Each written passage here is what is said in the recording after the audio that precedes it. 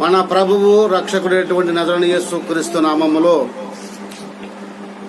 మరి ఈ యొక్క లైవ్ ని వీక్షిస్తున్నటువంటి ప్రతి ఒక్క మరి విశ్వాసులకు, సంఘానికి, బంధుమిత్రులకు, అలాగే స్నేహితులకు, సేవకులకు, సేవకురాండ్లకు మరి మా యొక్క సంఘము జీవమార్గ సంఘము పెనియేలు ప్రార్థనా మంది సంఘం తరపున వందనములు తెలియజేసుకుంటుంటున్నాం. అలాగే గూగుల్ మీట్ లో ఉన్న వారందరికీ కూడా చక్కగా మరి ఈరోజు అనేక మంది ఈ గూగుల్ మీట్ ద్వారా మరి యేసుక్రీస్తు వారి నామాన్ని మహింపరచుటకు, ఘనపరచుటకు గొప్ప యోగ్యత దేవుడు మనకందరికీ ఇస్తా ఉన్నాడు. అలాగే ఈ గూగుల్ మీట్ ద్వారా, ఈ యొక్క యూట్యూబ్ ద్వారా మరి మనమందరము కూడా అనేకమైనటువంటి వాక్యాలు వింటూ ఉంటున్నాం. దేవుని నామాన్ని మహిమపరుస్తూ ఉంటున్నాం. అనేకమైనటువంటి పరిశుద్ధమైనటువంటి గ్రంథములో అనేక వాక్యములు మనం వింటూ ఉంటున్నాం. కాబట్టి ఈ సమయంలో మరి ఒక్కసారి దేవుడు మనతో మాట్లాడుతూ ఉంటున్నాడు. కాబట్టి ఒక పల్లవి చరణం పాడుకుని వాక్యము మనం ధ్యానించుకుందాం. నాతో నీవు మాట్లాడు ప్రభువా, నీవే నాకాధారము, నీ మాట సెలవీయుము. నాతోన నీవు మాట్లాడు ప్రభువా, నీవే నా ఆధారము, నాకు నీ మాట సెలవీయుమా. కన్నీటి కడలిలో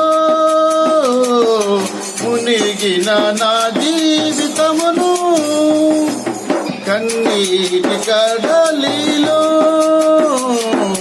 మునిగిన నా జీవితమును, నీ మాట చెలవిచ్చి దరిచేర్చుమయ్యా, నీ మాట చెలవిచ్చి దరిచేర్చుమయ్యా.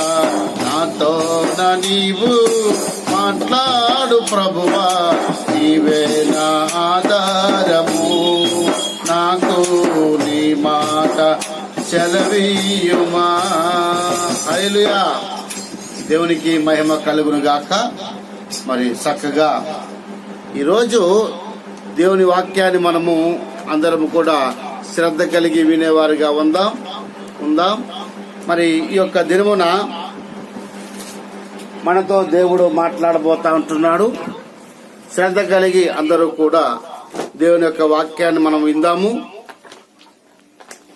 మన జీవితంలో గత వారంలో మనం నేర్చుకుని ఉన్నాం కొన్ని విషయాలు. అదేంటి అంటే మన ఆత్మీయ జీవితంలో మనమందరము కూడా స్థిరముగా ఉండాలని, మనమందరము కూడా మరి స్థిరులుగా ఉండి దేవుని నామాన్ని మహింపరిచేవారుగా, ఆయన నామానికి మహిమ తెచ్చేవారుగా మనమందరము కూడా ఉన్నాం. అయితే ఆత్మీయ జీవితంలో కొన్ని విశేషాలు, మనం ఏ విధముగా దేవునిలో వెదగాలి, మనం ఏ విధముగా దేవునిలో జీవించాలి అనేది కొన్ని విషయాలు గత వారంలో నేర్చుకుని ఉన్నాం. అయితే మనము చూడండి, అపోస్తలుడైన పౌలు గారు కొరింథీయుల యొక్క మరి పట్టణానికి కొన్ని విషయాలు మనకి చెబుతా ఉన్నాడు. మూలవాక్యాన్ని మనము గత వారంలో నేర్చుకుని ఉన్నాం. చూడండి, మరొకసారి దాన్ని మనము చదువుకుందాం. చూడండి, మొదటి కొరింథీయులకు రాసిన పత్రికలో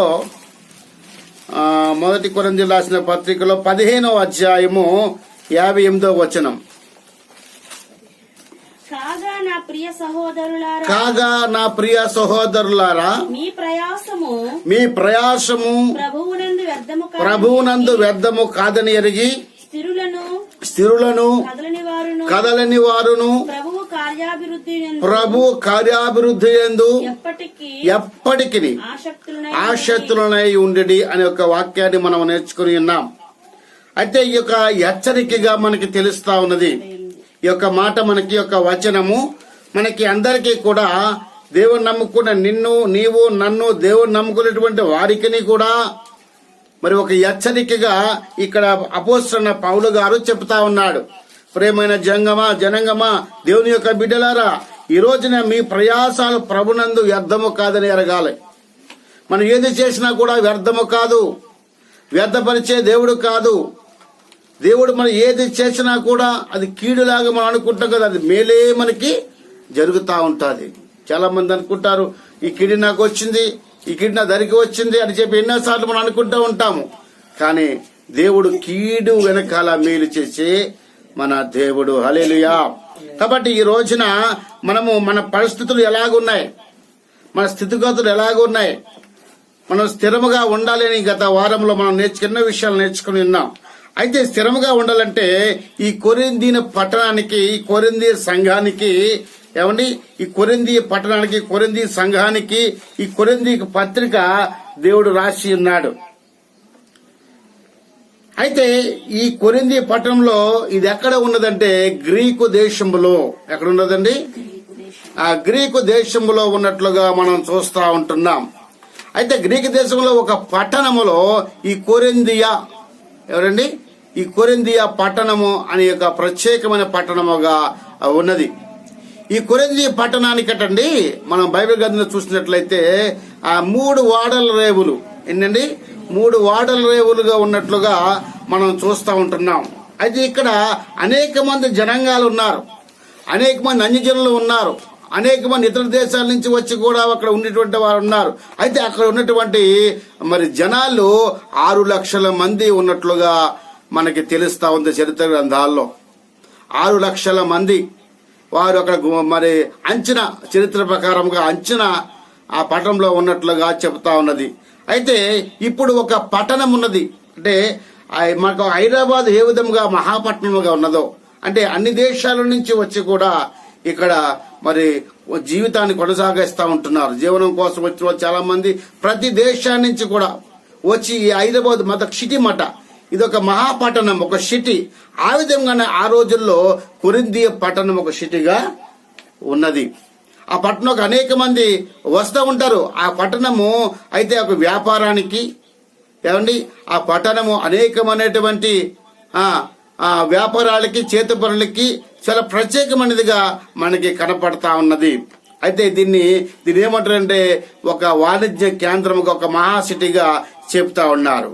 అయితే ఈ కొరింథీ అంటే, ఈ కొరింథీ పట్టణం అంటే పాప యూబి పట్టణం అని మనకి బాగా తెలుసు. ఈ కొరింథీ పట్టణం అంటే పాపములో ప్రసిద్ధిగాంచినటువంటి పట్టణం. ఈ హైదరాబాదు డబ్బులో ఎక్కువగా ఉన్నట్లుగా, ఏ విధముగా ధనములో గాని ప్రతి విషయంలో గాని హైదరాబాదు పట్టణము అభివృద్ధి చిన్నదిగా ఉన్నప్పటికీ, అలాగే ఆ రోజుల్లో కూడా ఆ కొరింథీ పట్టణము పాపాలకి, వ్యభిచారానికి, అంటే పాపం చెయ్యటానికి చాలా మంది ఆ పట్టణంలోకి వెళ్ళేవారంట. ఇతర దేశాల నుంచి వచ్చి కూడా భయంకరమైన పాపాలు అక్కడ కొరింథీ పట్టణంలో చేసేవారటండి. అయితే అక్కడ ఏ విధంగా చేసేవారంటే, అక్కడ కొరింథీ పట్టణంలో ఎవరంటే ఒక దేవత ఉన్నదటండి. వాళ్ళు ఏ పూజించేవారు? వాళ్ళు ఒక దేవత, ఆ దేవత ఉన్నదటండి. ఆ దేవత పేరటండి మరి ఏమంటారంటే, ఆ దేవత చెప్తే చాలా మంది ఆ దేవతను పూజించాలంటే ప్రణయ్ దేవత అండి. ప్రణయ్ దేవత, ప్రేమించే దేవతలాగా ఒక దేవత పెట్టుకుంటున్నారు వాళ్ళు. అది ఆ దేవత గుడి ఒకటి ఉన్నదటండి. ఆ దేవత పూజించేవారటండి.